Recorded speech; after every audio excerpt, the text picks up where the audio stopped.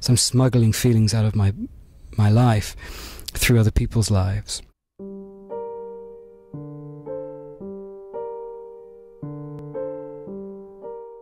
To write a story, I'll take a lot of people I know, and I'll take their lives and their cars and their experiences, and then I'll just sort of change things around and build a disguise that my own feelings can escape me. It's almost like having a coach, as was a car pull up outside my apartment, and then just smuggling myself in out of the country. He thinks how strange life is, with its frayed edges and second chances. And though by morning he will have forgotten that he ever thought it, Gerard feels as though he is being followed. You know, sometimes when I wake up, there's a split second where I have no idea who I am or what sort of life I inhabit. I only know that I am. And then suddenly, my life pours back in. The story that Jon Tenney is reading today was written also about, actually not 10 years ago, maybe 7.5 years ago. The snow is blowing against the window.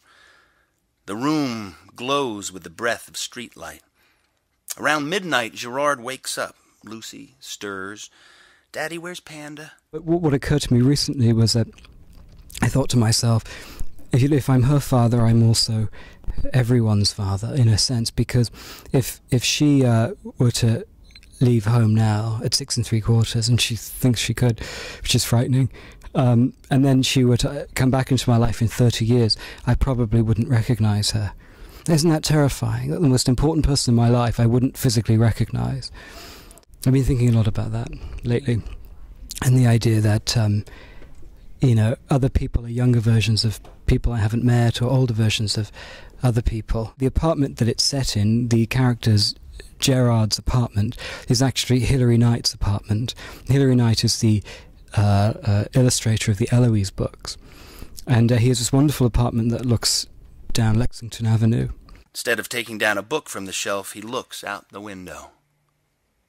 He can see all the way up Lexington Avenue. The snow is drifting across the city in waves. Also in that story, Indira is named after Indira Ganesen, who was a really, really excellent writing teacher I had, an Indian woman, really excellent writer. Subconsciously, I just get all these things, and then somehow they all go together. And then when I feel like it sort of makes sense, it's the end. I know it's the end when I'm rewriting things and then I'm putting it back the way it was. Like undo on Word.